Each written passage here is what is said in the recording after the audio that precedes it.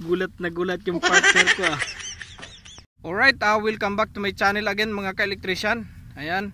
At ang isi-share ko na naman sa inyo mga ka-electrician sa araw na ito ay ang wiring at paglagay ng ilaw doon sa mismong street light or yung lighting pole na inasimbol namin at with bulb.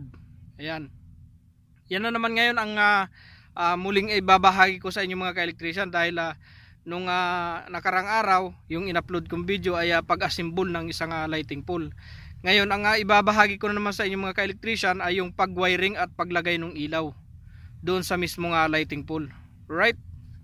Ayan, yung nakikita nyo yan mga ka-electrician na buo ng lighting pole na may ilaw, kung paano namin inassemble or kung paano namin binuo or paano namin ilinagay nga ba yung ilaw at paano namin winiringan. Right? At panoorin nyo po sa video ito. Ayan, at inihahanda na ng aking kasamahan yung wire na aming gagamitin para dyan sa lighting pole. Ang size po ng wire na yan mga ka-electrician ay single core at 4mm squared. Yan po yung mismong gagamitin natin dyan sa kanyang ilaw. Yan. Dyan po ipapasok yan sa dulong yan. Yan. Tapos hihilahin naman yan doon sa may likod na yon. Ayan. Lusob ang batalyon. Lusob. Oh no! Ayan yung wire mga ka-electrician na papasok dyan. Naka-color coding na rin yan mga ka-electrician. Kulay dilaw ang umpisa nating wiring dito sa lighting pole na ina-assemble na yan. Yan. At bali tatlong wire yan mga ka-electrician. Neutral, kulay black. Yung hotline natin or yung power natin mga ka-electrician ay yellow. At yung body groundings natin mga ka-electrician ay yellow green. Alright.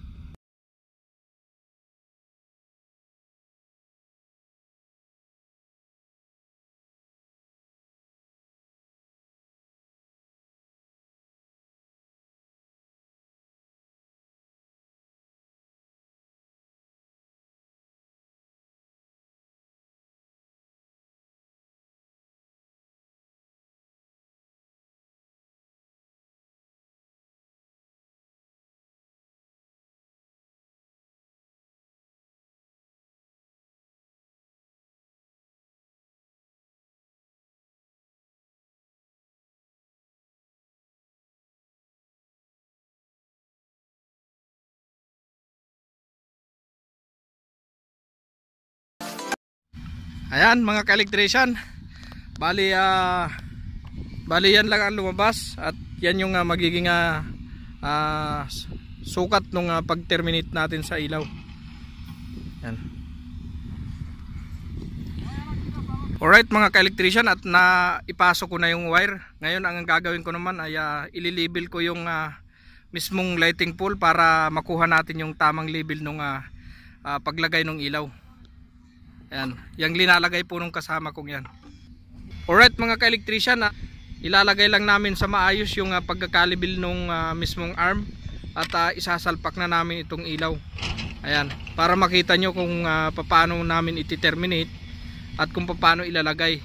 Kasi may apat na bali dalawang Allen key lang naman mga ka-electrician na bolt nya ang mag-fix dun sa loob nung mismong case nung ilaw. Ayan.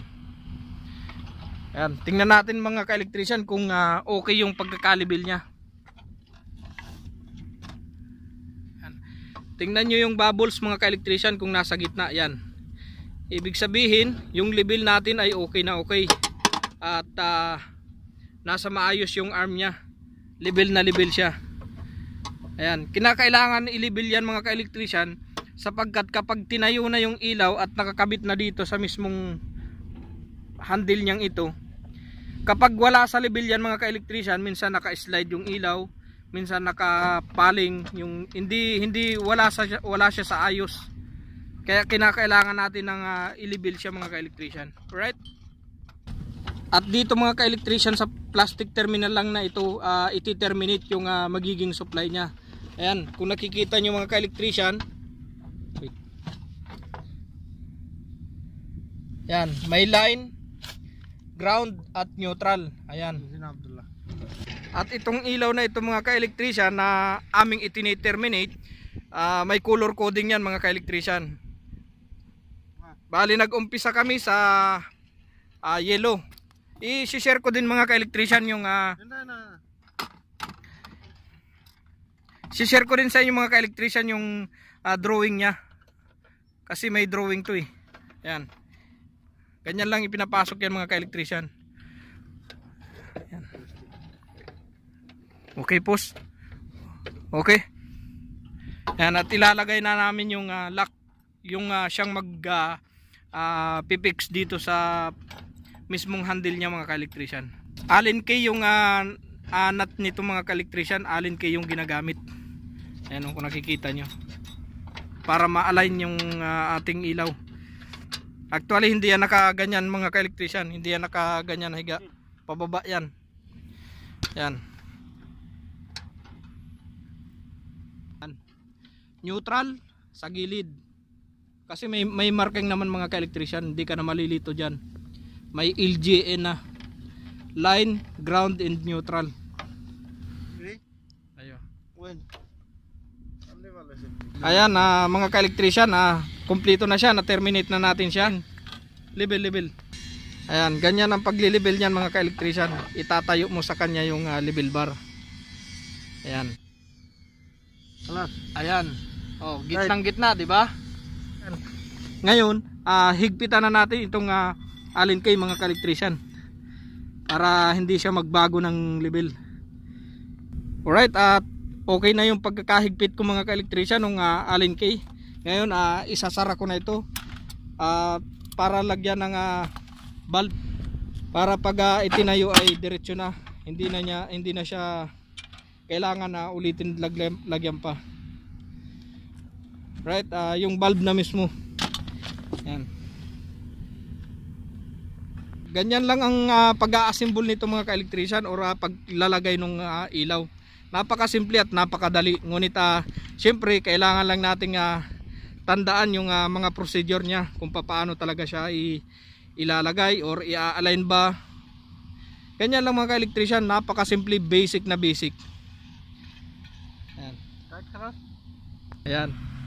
Ayan, tapos ko na mga ka-electrician wiringan at lagyan ng ilaw. Ayan. Ngayon mga ka-electrician, ready na yan itaas.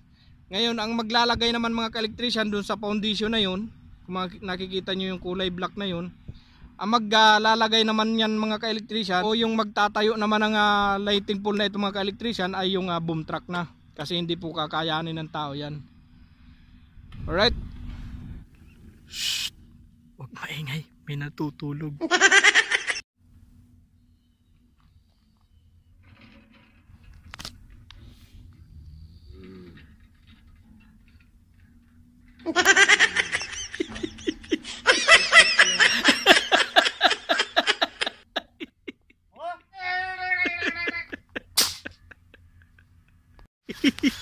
Gulat na gulat yung partner ko Right, at hanggang dyan na lang muna po pansamantala mga ka-electrician ang maishishare ko sa inyong video patungkol dito sa kung paano namin winiringan at paano namin in-install yung mismong ilaw. Ayan, I hope na nagustuhan nyo po yung video na aking ibinahagi sa inyo ngayon.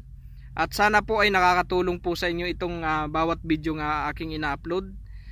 At salamat na rin po doon sa lahat ng aking mga subscriber at viewers po sa aking channel at sa aking mga ina-upload na video. God bless po sa inyo.